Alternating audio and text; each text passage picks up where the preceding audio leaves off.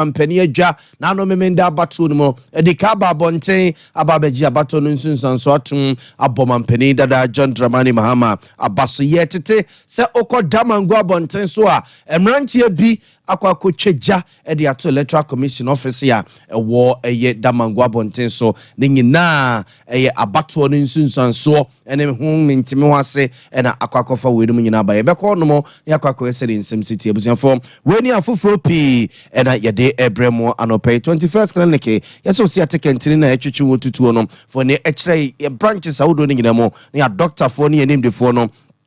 yen show na etise die kra no a ye wonfidie ewonu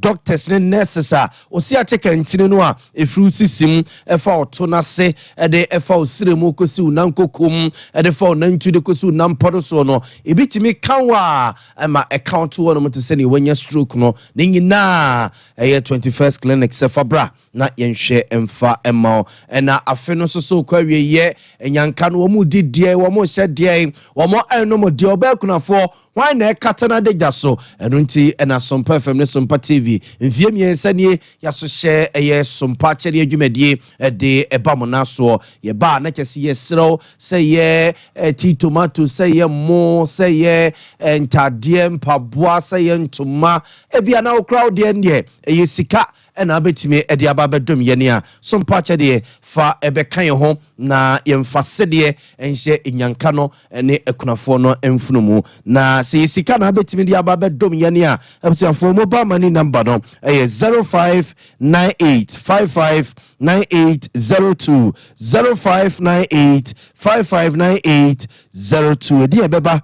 Tarawan Media na se Blessed Foster obusia meku winum na taye chia no peya bebia wo bia no yetimi aba na yaba besomwo meden ede na ya obo amale bia bogabsan fo yenye breda fensam no yenkomo ankasa emfa emmamo ye hyase ede afri abato comments na mpedimfo atena ye manimo sam na no memenda na Ghana man nyina yekoto santene wandogodugula yekoto abako yemrasebejafo ene mampani a mfie na ye we anim oben hyehye de niam agu akoma ma man na fa no ntuma papa ede efra na bato no kwa wiye no de amanfo ni da kwa nyina electoral commission mpedimfo ba bebo ma no ewum se yehunu de wadi kan ane de wantimi ani kan na se emadodo a wo munyaye no ne nyina ebefi electoral commission mpedimfo atena ye na abane no na electoral commission mpedimfo esre Ghana man se yenya botre kakra emfama wunum omuguso a eye de se ene de fata bia ekeka emana bomu a enche bia bretia wamu no omo ede abato no nsonsanso nyina beba ababa betu begasere na amanfo hu no emadodo a mampani dada John Dramani Mahama enya ya wode nkunim wana no memenda abato no ma mejen mensa nensemo wode atudwa ani. We are looking forward to seeing the results. Of course, in cases where it's impossible to collate results for a particular constituency, where it would not affect the outcome, and where the winner would still emerge winner with at least 50% plus one, the decision has been taken by the Commission to proceed with those results, even if we don't have certain constituencies as part of the final results. Once we come up with the final results, we would look at that and include it.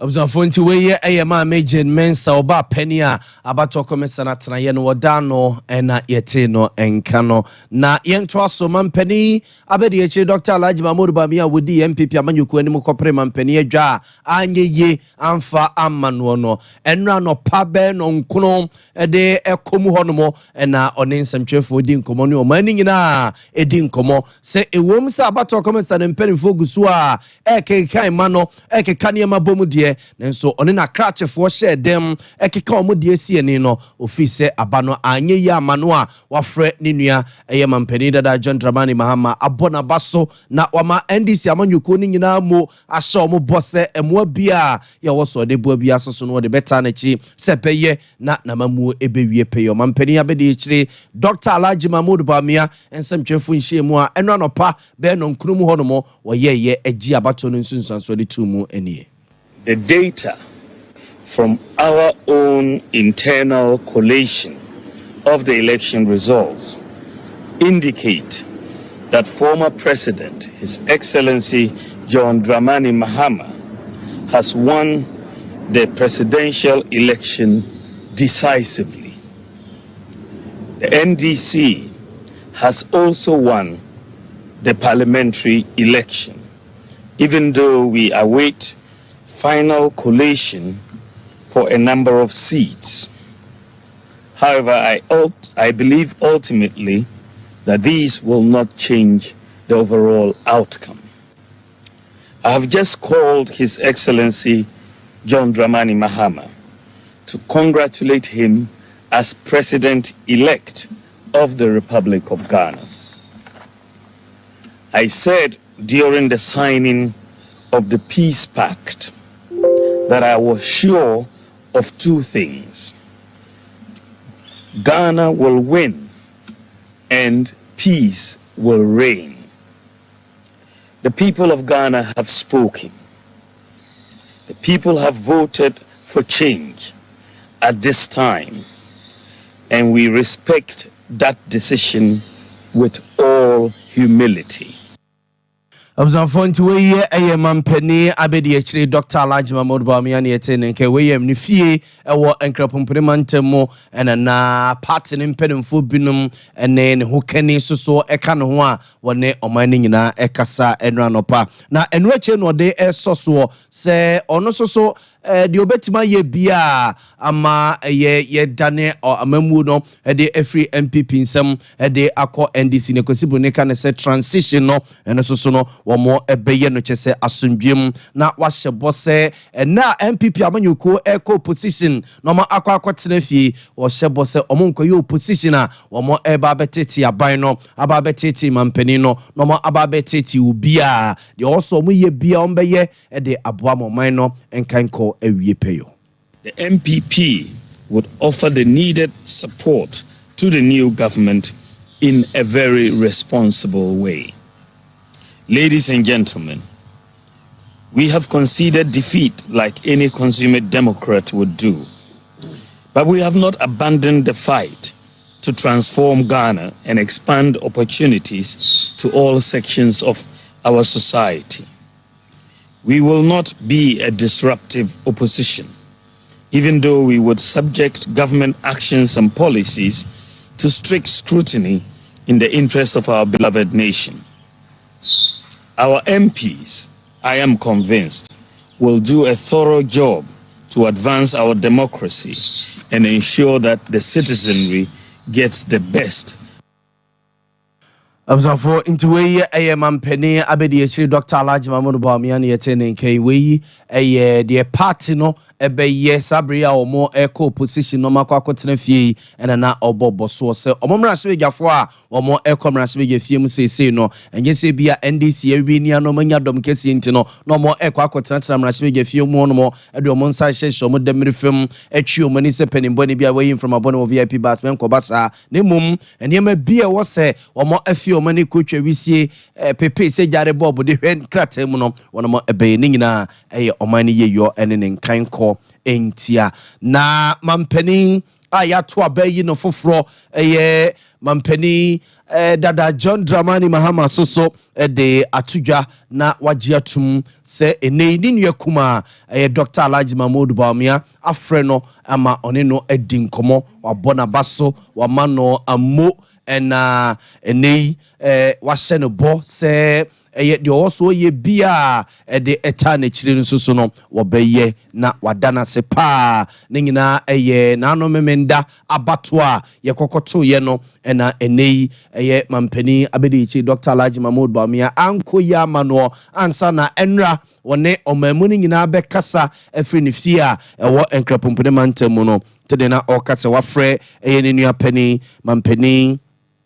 Dada John Dramani Mahama no mampeni Dada John Dramani Mahama echo ye kaneni e friend ne Twitter page so ye nemo friend X no and I just say okotro to so say ye no kre se Dr. Alhaji Mahmoud Bawumia afreno amone na kasapa abonabaso abo NDC amanyuku no so abaso na ewo abato ekokoto yenimu ono so yo so ye bia obeye se mampani yato aba eyine foforo eno akire wode tudwa se omo ewa atweneyem NDC amanyuku no wa atweneyem se abato komisa ne mperimfo oman hyehyeye ene omaye mramu no omo nko a ena Emmanuel ekoto no na no memenda no ombetimi aba bebobo ede nsunsanso ato Ghana fo anim nti NDC amanyuku no ewa atweneyem se abato komisa ne mperimfo ede abane nsunsanso nyina eba betu begwasere de ansana se anamontu bi wo hono a wono etu wei eye mampanin edada John Dramani Mahama odi NDC amanyuku animu ekopre eye mampanin edwa ena ene Twitter page ye wo X ne so an ne kane ne friend Twitter ne friend X no wode we akwakoto eso yegusu a ewa amanyosem ene abato no ensunsanso mo na yera Alan Kojo Chirematen ya wono so edi movement for change amanyuku no animu afafan top party nanim ekoye ekopre mampani adwai bia na no memenda anko ya manu no wono so ede krata ba bonten mampani dada John Dramani Mahama na obona baso na wamana mu se wakonkoden na no memenda bato no wadi emu enkunim wo se ne bo se Ghana fo de wo se ono so na manyuku movement for change ni afafranto fo ye bia so no wono mo ebeye wasre Ghana fo nyina se ensunsanso no ebia na anya wode ebia na anye woni wa manyuku ede obesre se ne yesi aba bia no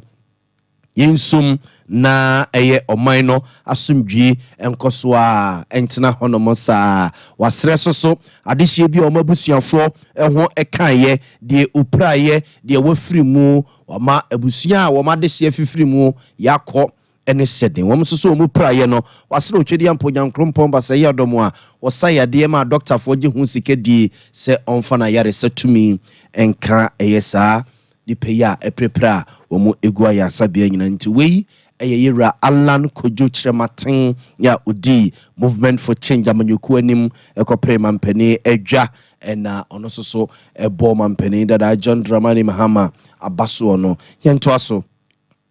na yedemo eko Savannah region Damango ene yedemo koi yatese mrantie bi a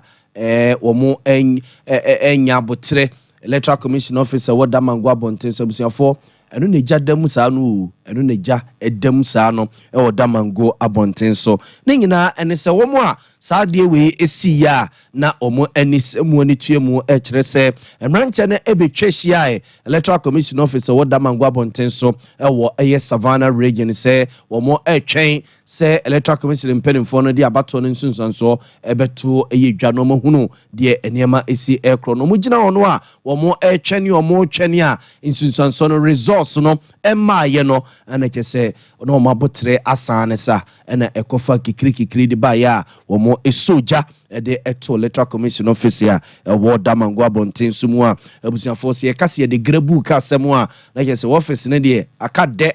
Ejese shigrabu anesa sa yene mo kasei yentete echese ekoba asei no empedimfo na ebempe ho no mo eyi Ghana National Fire Service empedimfo asutiri mo soso awonhare so omo etutu America eba ho no mo a eja kakra na aka omo edi nsuo ebe petepete so a omo etimi edum eja na enei emfifimu a esefata bia Ghana National Fire Service ne aposifo ne de atugya se wono mo eye se beye na nipa bonfo ene sa mrantie kro no a omo eye sanja mransam wi no omo ebe manta mo nyina se bro nyankokọ omo dagya ho na omo edo no akwakọ gina emra no nti wei eye de ye tete ede fi Damango ye wo eye Savannah region mu ede eba yento aso na Ora Johnson say do nketia national chairman demand this amanyuku no esre National Peace Council se be bia yato aba na ba bedru ato aba memene da na ade a chi no kwasi ada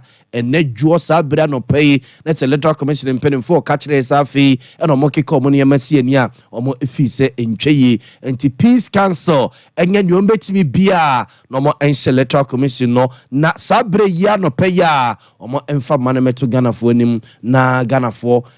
chese omo a omo guso awo atwene yem omo a chese omo ha ni adede obi ahunu dia kwakosi na se yebekọ enwuma so a yetimi efri gya yakomam ene ye bibia ma akoye enwuma a bibia enkoda obi etiko ma me ye papa Johnson Esedu Nketia national chairman and ma NDC amanyuko ne nsem ni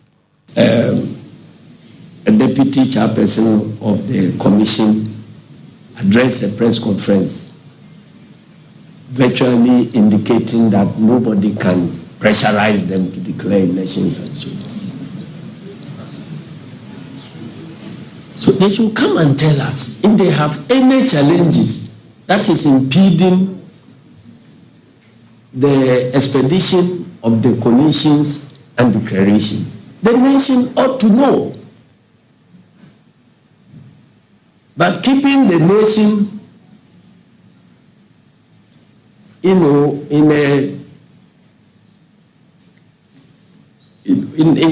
a situation where nobody knows what is happening, interested parties are bound to react. In fact, I have been called upon by the National Peace Council to speak to the youth of my party to remain calm. And I have responded that I have done that before 4 years ago. Observe to we a teacher need ma NDC amanyuku no Yera Johnson Esedu Nketia na yete no enken observe ni nyina ye nsɛmtwefo nhyiemu a wone eye ɔman no kyese nsɛmtwefo ye no cheche nsɛmu de kyerɛ na pani ohwani amansa di nkomo ema NDC amanyuku no sameje mfiso so kyerɛ sɛ ema ne de wo mo NDC amanyuku ne NDC mpenimfo keka ne emasi ni no kyese ma no matabiri ni setabiri nwa no sɛ okomra se ge fie mu sisi a NDC domo a ekuta wo mo omra se ge fie mu no empemenim omukuta abato empesua no be oha ene aduowotwe enum 185 seats na ora sameje mfi kyerɛ sɛ NDC ekuta wonum omrasere gefie mu esisi nto mo de mo twen a ene sabato komisan mpenimfo ebeba no mo ba bitwa nam de ato wo mo nsem no so EC is hovering around 185 parliamentary seats out of the 276. And as you saw from the results, we showed the presidential results, we are hovering around 56%. And for your information, in nominal terms, the difference between John Mahama and Alhaji Bawumia is over 1.5 million votes. And that number is bigger than the population of about 5 countries that I know. So we are not talking about an ordinary victory here. That is why I said this is an emphatic, resounding, overwhelming, historic, and unprecedented victory that the NDC has struck. If you take out 92. Ura Same Jemfi okasa de ma NDC amanyuku no ene yetene nka na busa for yemfa ntomanim sese ne yede tomanim se okoda mango a emrantie bi edija akoto electoral commission office a ewo Savannah region mu no CCA aposifo de ababetu gya se nipa bedum yenu 12 there womo achiwunum nipa bedum yenu 12 there wono achiwunum ewo eyesade no a esiye ewo damango abonten so no ntebusia for mrantie no a womo edija ekoto damango electoral commission office mu no womo na ejina TV so ya aposifo de abanka bagu womo nsa ese de ne aposifo patwem na womo de womo ekwakwatwere na fei emra ene wono edi oba pani a ohwani amansa di nkomo ema omaiga na posi adwuma no ACP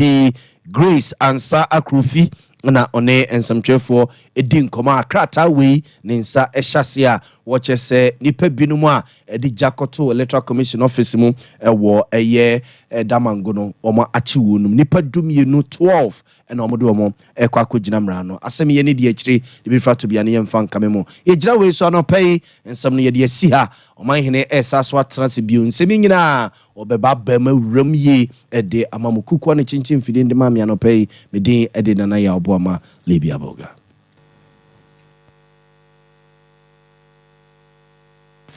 First clinic a yes sciatica expert. Sciatica no o nerves na wo to ase na fa wo siremu na fa wo nansia besi ase ho no. Se ho techema eno ene ye fa ne sciatica na etimi bubu o to ase ka wo se dwe wo sirem wo je ho ba bia enye. Na no na 21st clinic ba ye adwuma pa wo mu ye ntia